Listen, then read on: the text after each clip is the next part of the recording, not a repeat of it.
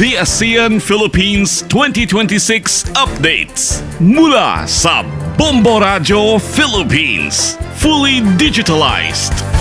Fast Paradyo Bombo! Panawagang pagpapalakas sa papel ng kababaihan, puspusan pang isinusulong ng Department of Social Welfare and Development dyan sa Association of Southeast Asian Nations. May balita si Bombo Victor Riantino. Bombo Dennis, Bombo Ever, sa pagtatapos nga ng Association of Southeast Asian Nations Socio-Cultural Community Blueprint 2025, patuloy na binibigyang diin ng Department of Social Welfare and Development ang papel ng kababaihan sa patuloy na kampanya ng ehensya na Invest in Women. Kasunod ito ng pahayag ni SOCA Chair Sulit na palakasin ang ugnayan ng kababaihan sa buong bahagi ng rehiyon sa Association of Southeast Asian Nations. Sa eksklusibong panayam ng Bombo Radio Philippines kay Department of Social Welfare and Development Undersecretary at Spokesperson Irene Dumlao, sinabi niyang sinimula na ng ahensya ang ASEAN Socio-Cultural Community Strategic Plan. Target nitong mas mapalawak ang kaligtasan at mapangalagaan ng karapatan hindi lamang ng mga ina at kababaihan, kundi pati na rin ang mga kabataan at iba pang vulnerable sectors.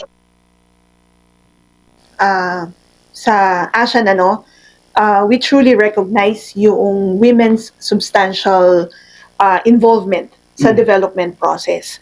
Kaya nga sinasabi natin na dapat nai-involve ang mga kababaihan, ang youth, at ang ibang mga vulnerable sectors because they immensely help in nation building. At sa Pilipinas, particularly sa DSWD, tinitiyak natin na na-enhance yung well-being ng ating mga kababaihan, gayon din yung kanilang pamilya at yung kanilang komunidad. Kaya nga sa programa kagaya ng Pantawid Pamilyang Pilipino Program, meron tayong mga family development sessions.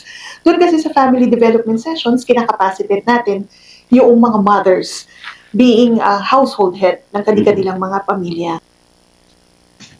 Samantala, binigyang pansin din ng gobyerno ang mas pagbibigay ng kakayahan sa mga kababaihang benepisyaryo ng Pantawid Pamilyang Pilipino Program sa pamamagitan ng patuloy na implementasyon ng Family Development Session. Sa pamamagitan ng paglalo sa mga nasabing pag-itipon inaasahan ng ENTRA na may pagbabago ng gawi at malaking epekto sa behavioral change upang maprotektahan ang kalusugan at pangailangan ng kanilang mga anak, maging ang pagtutok sa mga community activities. Patuloy ding isinasagawa ng Department of Social Welfare and Development ang Sustainable Livelihood Program para makatulong na mapalaki ang asset at mag-improve sa competencies ng mga ina sa kabahayan.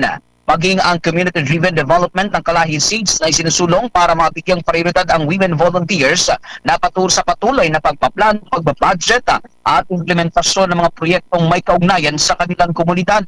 Ayon pa kay Asek Dumlao, magiging sandigan daw ng lipunan at ng iba pang rehiyon sa Association of Southeast Asian Nations ang isinusulong nilang pulisya lalo na't makikita sa bansa meaningful participation ng mga kababaihang Pilipino. Sa pamamagitan nga ng mga programa na isinusulong natin, inaasahan natin na maibabahagi ito sa ating mga kapwa ASEAN regions nang sa gayon yung best practices natin ay maging source ng kanila rin mga inisyatibo na makabuo sila ng mga pulisiyo at mga programa na tutugon din sa pangangailangan nga ng women and youth.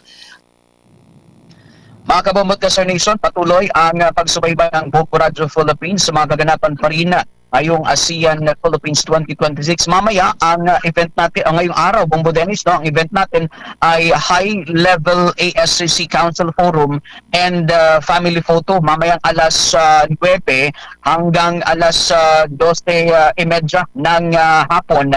At mamaya namang hapon ay asahan natin itong magiging post-briefing naman ni Department of Social Welfare and Development Assistant Secretary and Spokesperson Irene Dumlao mamayang alas 5 hanggang alas 5:30 ng hapon.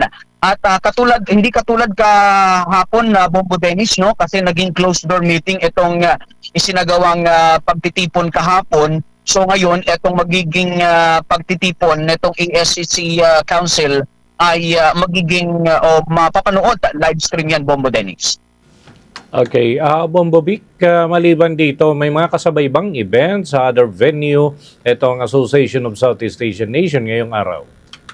So far, itong naka-assign sa ating Bombo Dennis, yung dito sa may bahagi ng peninsula, dito sa may bahagi ng Makati.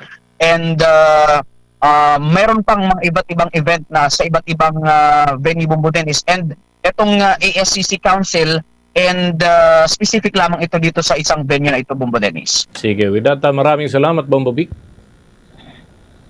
Mula dito sa International Media Center sa lungsod ng Makati para sa CN Philippines 2026 updates ng Bombo Radio Philippines. Ito po si Bombo Victor Lintino nagulat para sa #1 and most trusted news and information. Basta Radio, Bombo.